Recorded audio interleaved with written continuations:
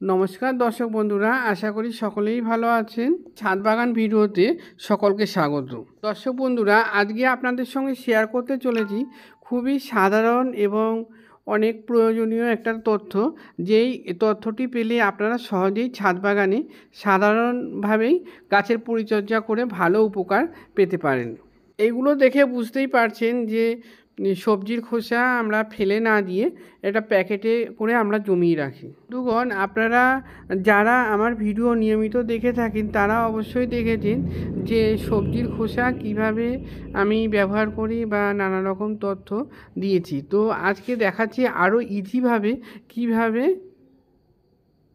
গাছের সার হিসেবে আমি ব্যবহার করে থাকি। প্রতিদিন যে সবজি ব্যবহার করা হয় তার খোসাগুলি প্যাকেটে করে আমরা রেখে দিই। তো এরকম প্যাকেটে করে রেখে দিয়ে তারপরে আবার বেশ কিছুদিন জমানোর পর গাছে ব্যবহার করি। তো এখন দেখতেই পাচ্ছ যে এই প্যাকেটটায় অল্প কিছু সবজির খোসা রয়েছে আর নিচটা আমি কেটে দিয়েছি।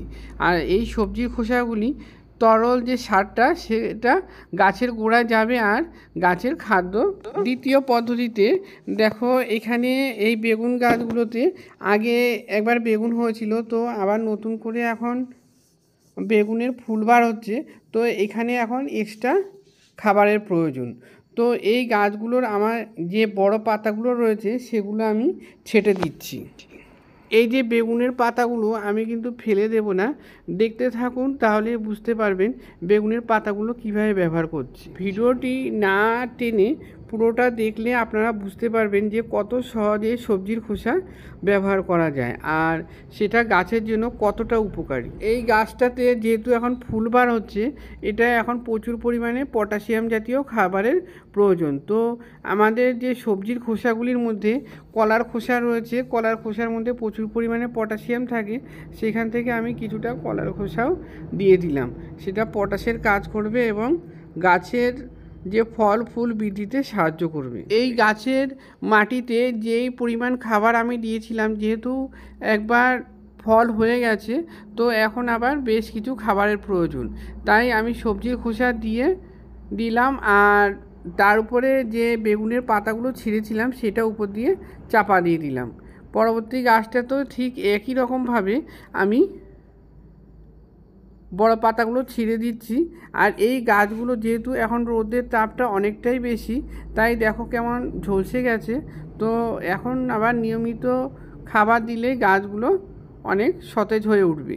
আর একটা কথা কি জানো, সবজির খোসা দিলে তেমন কোনো খাবারের প্রয়োজন হয় না, কারণ আমি দেখেছি সবজির খোসায় প্রচুর পরিমাণে সব ধরনের খাবারই পাওয়া যায়। আর যেহেতু এখানে কলার খোসা রয়েছে, আগেই বলেছি, তো কলার খোসাগুলি পটাশের কাজ করবে, পটাশিয়াম, ক্যালসিয়াম, ম্যাগনেসিয়াম, সেগুলোর প্রতিটা খাবারই গাছ পেয়ে যাবে। এইভাবে সবজির খোসা ব্যবহার করলে গাছ সরাসরি তার খাদ্যপ্রাণ নিয়ে নিতে পারবে। এই সবজির খোসাগুলি থেকে গাছ তার প্রয়োজনীয় পটাশিয়াম, ক্যালসিয়াম, ম্যাগনেসিয়াম ও অন্যান্য যে সমস্ত খাদ্যপ্রাণগুলি রয়েছে সেগুলি খুব সহজেই গ্রহণ করতে পারবে। এছাড়া আমাদের গাছে নিয়মিত জল তো দিতেই হবে। দেখো বন্ধুরা, এখানে রয়েছে উচ্ছে গাছ, আর উচ্ছে গাছটা বেশ সুন্দর হয়ে প্রাণবন্ত হয়ে উঠেছে। এখানে উচ্ছে গাছগুলিতেও এখন ফল আসছে। তো এই গাছগুলিতেও এখন এক্সট্রা খাবারের প্রয়োজন। এক্সট্রা খাবার হিসেবে আমি এখানে সবজির খোসা ব্যবহার করব। আর এখানে কিন্তু ওই পদ্ধতিতে ব্যবহার করব না, সবজির খোসাগুলি একটু অন্য পদ্ধতিতে ব্যবহার করব। এগুলোই আপনাদের দেখানোর কারণ যে সবজির খোসাও নানান রকমভাবে ব্যবহার করা যায়। আমি যেহেতু ছাদ বাগানে অর্গানিকভাবেই গাছ লাগাই আর অর্গানিকভাবেই সার দিয়ে থাকি, তো আমি কোনো এক্সট্রা সার দিই না, কারণ আমি সবজির খোসা নানা রকমভাবে ব্যবহার করে থাকি। তো দেখো বন্ধুরা, এখানে বেশ কিছুদিন আগে একটা প্যাকেটের মধ্যে সবজির খোসা দিয়ে রেখেছিলাম।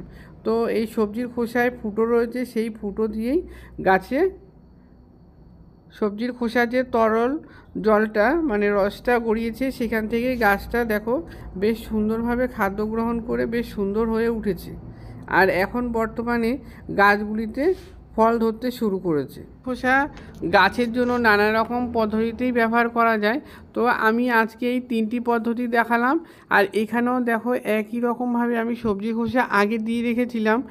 আর এখানে যেহেতু কিছু ফুল গাছ রয়েছে আর তাছাড়া রয়েছে কুমড়ো গাছ, তো এখানেও আমার গাছে পটাশের প্রয়োজন।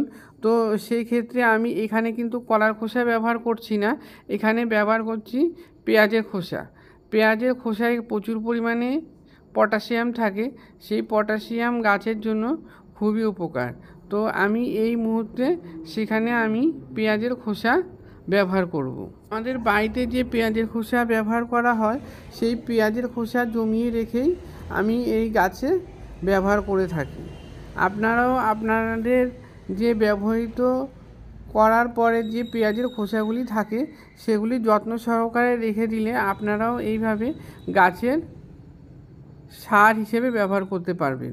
কীরকমভাবে আমার এই লেবু গাছটা তো প্রচুর ফুল এসছে, এই সময় এক্সট্রা খাবার দেওয়ার জন্য আমি পেঁয়াজের খোসা ব্যবহার করছি। সব ধরনের গাছেই ফুল আনার জন্য এবং ফুল আসার সময়ে যে পটাশিয়ামের প্রয়োজন হয় সেগুলি কিন্তু আমাদের সবজির খোসার মধ্যে কলার খোসা ও পেঁয়াজের খোসা থেকে আমরা সহজেই পেতে পারি। সবজির খোসার এই ব্যবহারগুলি আশা করছি আপনাদের অনেক কাজে লাগবে। আর এইভাবে সাধারণভাবে ব্যবহার করলেও গাছের অনেক উপকার সাধন হবে।